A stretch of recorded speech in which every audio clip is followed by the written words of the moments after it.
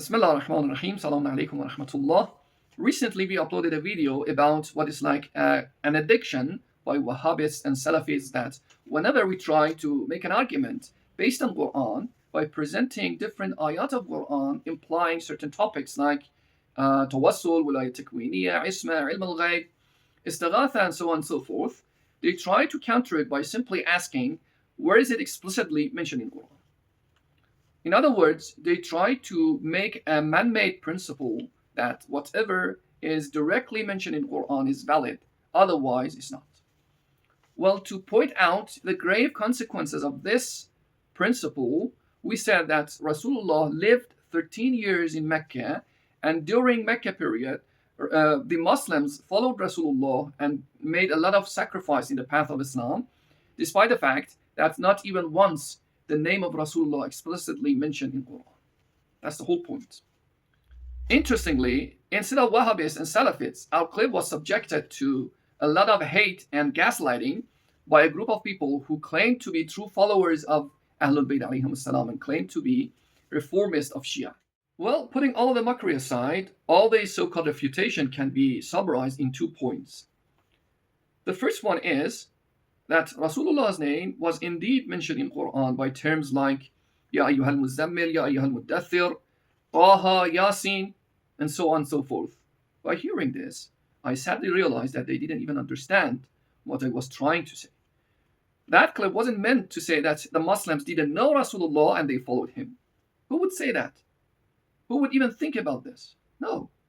It was meant to say that the Muslims knew Rasulullah and they followed him through thick and thin and made a lot of sacrifice in the path of Islam, not because the Rasulullah's name was mentioned explicitly in Quran, but because they knew Rasulullah through other means and through contextual clues like his miracles, his deeds, his actions, and many other things. That's the whole point. Who said Yaayyuhal-muddaththir is not about Rasulullah? It is, of course, about Rasulullah.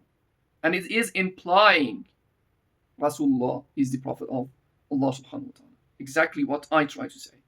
Exactly confirming our theory here. Who said Yaayyuhal-muddaththir, Yasin, is not about Rasulullah? These are indeed about Rasulullah, but not explicitly. That's the whole point. Where is it explicitly mentioned? The second refutation is that Rasulullah is different from other people or other concepts. He is the person that Quran was revealed to, and he is the addressee of Quran. There's a big flaw in this argument, because Rasulullah is not the only addressee of Quran. If we actually look into Quran, we can find that there are many other addressees. We have Yaayyuhal-ladhina amanu. Allah subhanahu wa ta'ala addresses the faithful people by Yaayyuhal-ladhina amanu. Addresses kafirin, the infidels, by Yaayyuhal-ladhina kafaru.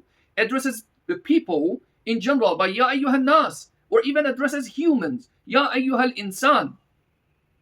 Who are these people? Aren't they the addressees of Quran? This is the first point.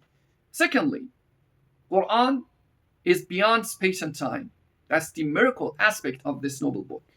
If it was meant to address only Rasulullah, it would be meaningless and useless for other people. Even on those khitabat regarding Rasulullah, we can find points that are useful for other people. Even if you see Yaayyuhar-Rasul, there is definitely a point which is useful for the people, not just Rasulullah. Well, this is the whole argument.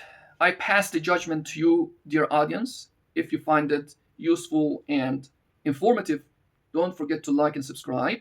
And wassalamu alaikum wa rahmatullahi wa barakatuh.